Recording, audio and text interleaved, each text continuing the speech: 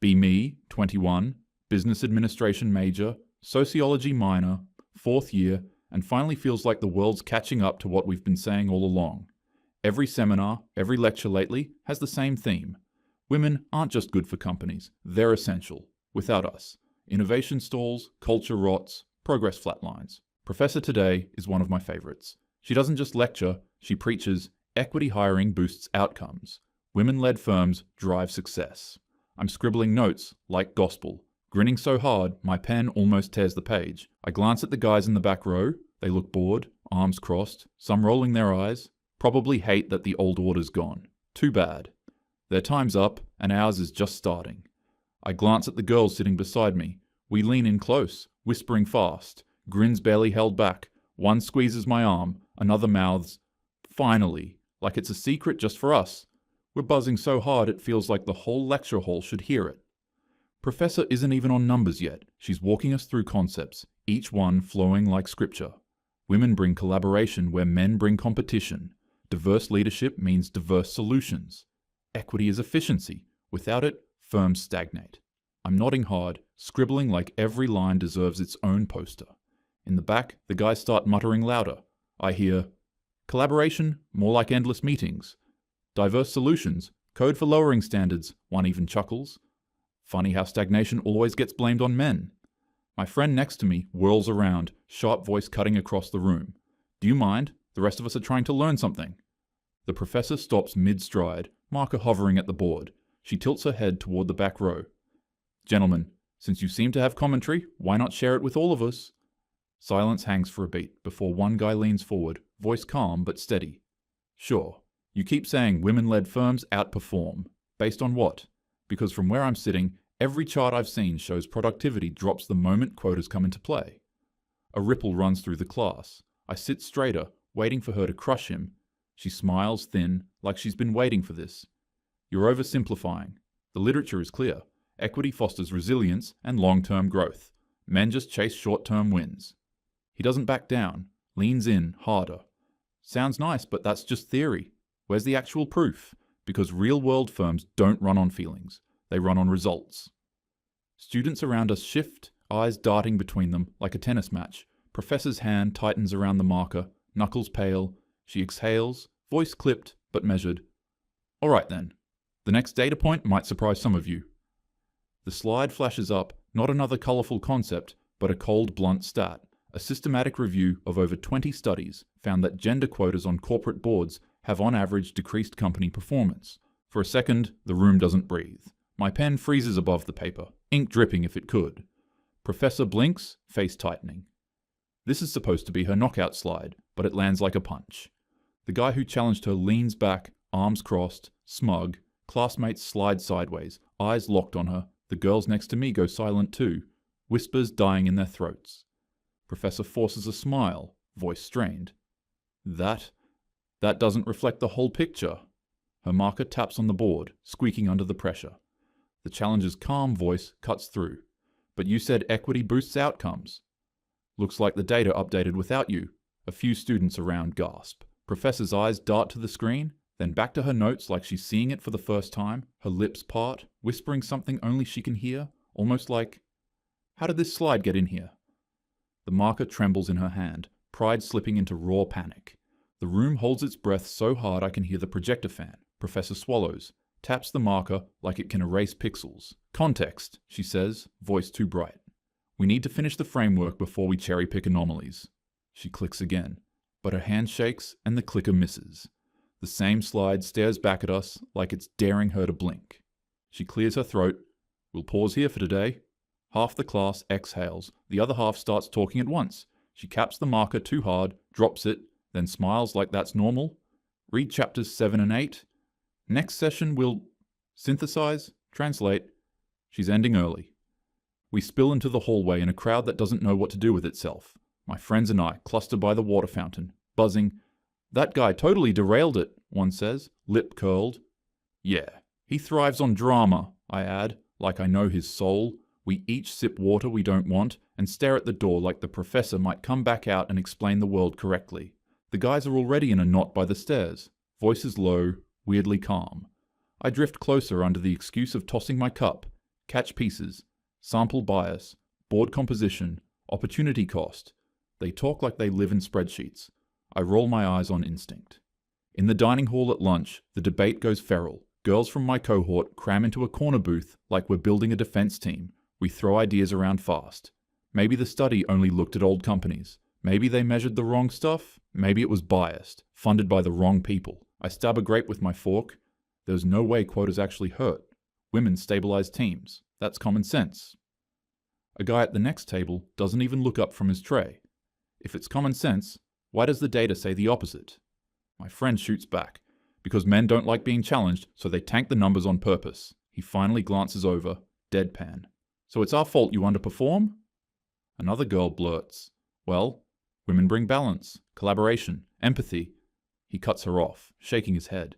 Collaboration? Every time we get a diverse team project, it takes twice as long because no one makes decisions. Empathy doesn't ship products. Our side of the booth bristles, voices climbing. One of the guys leans back, calm as anything. Look, no one's saying women can't contribute, but the numbers don't lie. When companies hire based on quotas, efficiency drops. Investors notice, clients notice. Jobs disappear, feelings don't keep the lights on. The table goes quiet for a beat, his words hanging heavier than the cafeteria air. I sip my soda fast, trying not to show it, but inside, I'm burning. He made it sound so simple, too simple, and worse. Everyone nearby heard it too. Next class, Professor walks in, stiff like she barely slept. She sets her bag down, claps once. Since yesterday's discussion, let's test something hands-on. The room tilts forward. Waiting, she writes on the board. Trading simulation, teams of equal size. Murmurs spread instantly, she explains. Each team gets a virtual $100,000. We have 2 weeks to grow it in a trading sim. The school licenses, rules are simple. Pick your portfolio, manage trades, and with the highest balance, profits decide the winner, nothing else. I exchange a look with my girls, buzzing already, finally. A chance to prove what we've been saying. Boys chase short-term wins, women build resilience. This game was designed to expose them. Professor starts dividing us up, but before she can even finish, my friend blurts, why not just make it girls versus boys? Level playing field, straight comparison, a few gasps. Then snickers from the back row. The guys lean forward, grins sharp. How misogynistic, wait till we school them? Fine by us, one says. Professor hesitates, but too many heads are nodding. She sighs. All right then, boys versus girls. We huddle up instantly, notebooks out like it's battle plans. I slam my pen down. Look, we're not just chasing money, we're proving women stabilize systems. So no reckless gambling. Ethical firms only. Heads nod around the circle. We start listing. Renewable energy, fair trade coffee, companies with women, CEOS, values-driven growth, someone whispers, like it's poetry. Across the room, the guys look nothing like us. They're already laughing, screens pulled up, tickers scrolling. I catch words like defense contracts, tech monopolies, oil rebound, gross, but predictable. They'll chase profit even if it poisons the planet. By Thursday of week 1, our renewable stock jumps 6%. We cheer like it's a championship. See? Sustainable growth. I beam. Professor even nods, smiling like she's proud. Across the room, the guys don't even flinch. One just mutters, "Dead cat bounce." We pretend not to hear, but I write it in my notes to Google later. First week flies, our picks feel solid. Green energy, organic food, a trendy diversity consulting startup, slow and steady. I remind them, sipping my overpriced kombucha. Meanwhile, whispers leak from the other team. Their portfolio ballooned off some oil giant and a defense stock that spiked overnight. Numbers ugly but high. Second week, during our A meeting, one girl suggests selling the diversity startup before it tanks further. I shoot her down. No, that's panic trading, exactly what men do. She leans back, arms crossed, mutters under her breath, "Yeah, but the men are winning?" We all laugh nervously, but it sits there like a splinter. But somehow she was right. Our values-driven stocks dip after one bad quarterly report. We panic, debate selling, but that feels like betrayal. Stay the course, I say, voice tight, but the chart keeps sliding red. Every time I glance across the room, the guys look more relaxed, joking like they already won. Final day. Professor pulls up the leaderboard on the projector. As the professor types in the final results, the whole class leans forward. She clicks, the numbers flash, and the silence snaps. Our portfolio, $92,430. Their portfolio, $138,670. The room explodes. Half gasps, half laughs. The guys high-five, one even whistles low. We sit frozen, faces hot, stomachs dropping like elevators. Professor clears her throat, but her voice wavers. Well, data speaks for itself. Our booth implodes instantly. You said hold. One girl snaps at me. You wanted the stupid coffee stock. Another shoots back. Someone mutters, This isn't even fair. Men game the system. I slam my notebook shut, heart racing. Yeah, congrats. You won a capitalism contest. Exactly what men are good at. Exploiting, cutting corners, screwing everyone else for profit. The guys just grin wider, leaning back in their chairs like kings. Whatever helps you sleep, one says. The burn stings worse than the loss. One of them leans across the aisle, smirks sharp. Funny how empathy didn't stop your portfolio from bleeding. The table around him cracks up. What the hell? I grip my pen so tight the plastic creaks. Professor claps once, too loud. Enough? This exercise was illuminating. But let's be clear.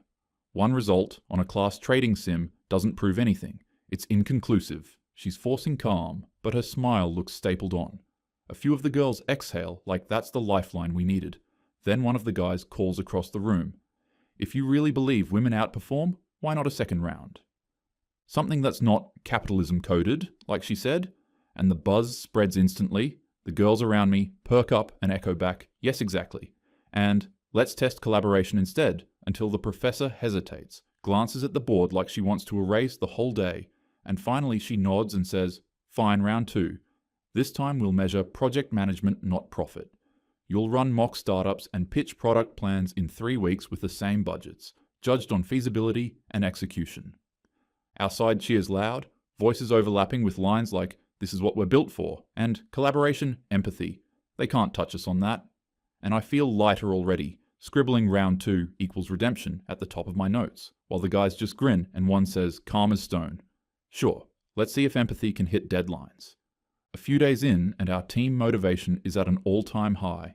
We're meeting every night, every voice equal, half an hour just choosing a team name, Aurora Futures, an hour more debating colours for the slides, green means sustainability, and the mission statement takes 3 drafts and 3 meetings, compassion-driven growth becoming our North Star. But by the end of week 1, we've only talked circles and the budget sheet is still blank. From the outside, I spy on the guys' table whenever I can, and they don't argue.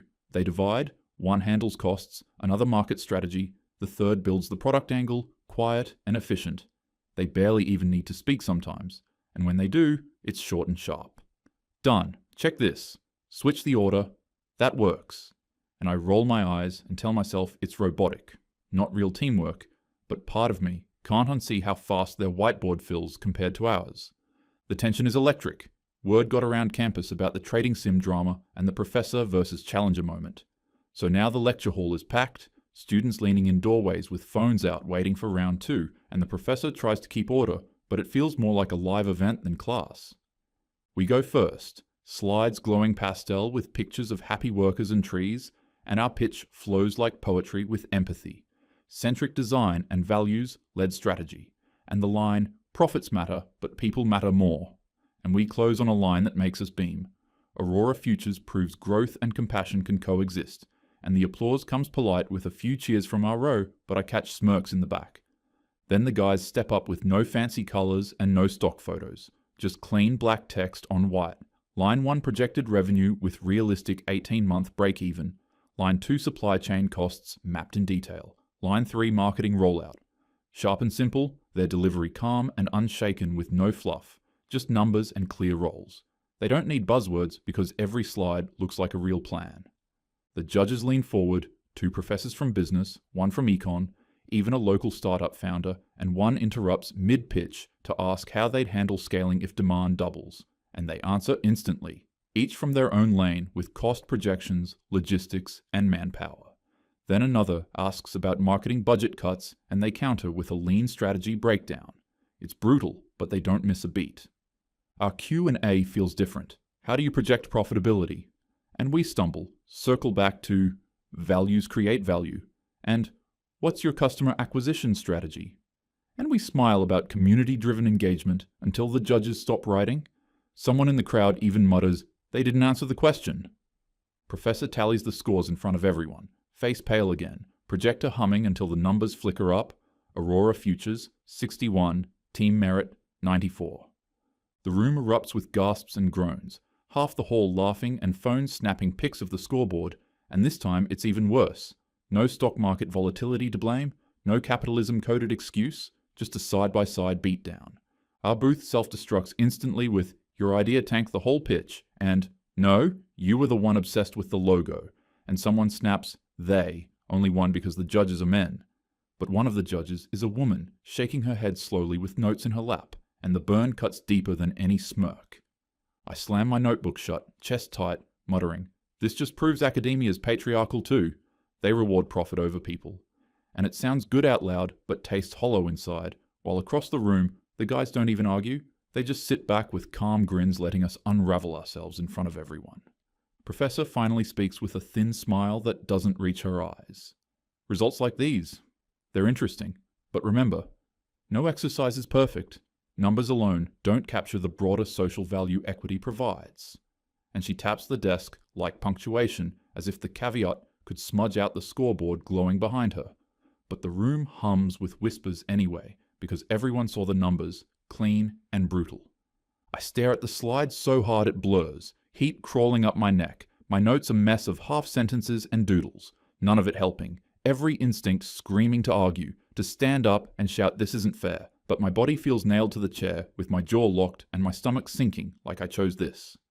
Hallways thinning out, air buzzing from the scoreboard still glowing behind my eyes, and one of the guys Daryl's by the door with his backpack slung cool as ever. I march straight up with heat in my chest. "So you proud of yourself?" I snap, and he blinks, calm. "For what?" "For putting women down in front of the whole class. For proving what? That guys are better?" He shifts his bag, voice even. "That's not what happened," and I laugh sharp. "Oh please, you got your little win and now you think you're some kind of prophet." But he doesn't bite, just looks at me steady and says, "Look, no one's saying women can't do great work, but men and women aren't built the same. Strengths aren't identical. The problem is, you don't want equal opportunity. You want equal outcomes, and that's not reality." I fold my arms tight, nails in my skin. "So reality is men just always come out on top?" "No," he says measured. "Reality is men push in certain directions harder. We're wired different. Risk, output, raw grind. Women excel in other ways. Detail, care, stability, both matter. But when you force outcomes to look the same, you ignore how different strengths actually build better teams." I open my mouth, but nothing sharp comes out fast enough. "That's convenient," I mutter, trying to sound dismissive, and he shrugs. Convenient doesn't mean untrue. Then another guy walks up. Jason, the one who answered the scaling question like it was nothing. He glances between us, smirks. "What's this, post-game interview?" I glare. "Oh great, 2-on-1, perfect. Tell me how women ruin everything." And Jason shakes his head, tone flat. "Nobody said that, but think about it. If a runner trains for sprints and another trains for marathons, are you shocked the sprinter wins the sprint? Doesn't mean the marathon is useless, just means they're not the same race." My stomach twists, because for a second it actually makes sense. I see our pastel slides against their clean numbers. I push the thought down fast and scowl harder. Cute metaphor. Still sounds like excuses to keep women in that place. Daryl's voice stays steady. Or maybe it's a reminder to stop pretending difference means less. Equal chance to try, real scoreboards after. That's fair. Doesn't mean the scoreboard has to be even. Jason nods once and starts walking. Daryl follows, but pauses just long enough to add, "No shame in being great at something different. Shame's in denying results when they're right in front of you." They disappear down the stairwell. I stand frozen with my notebook heavy in my bag, and for half a heartbeat, I almost let it sink in. Then I shake my head and mutter to myself, "Yeah, right, typical men, dressing up their privilege like wisdom," and I walk the other way, heels clicking too loud on the tiles.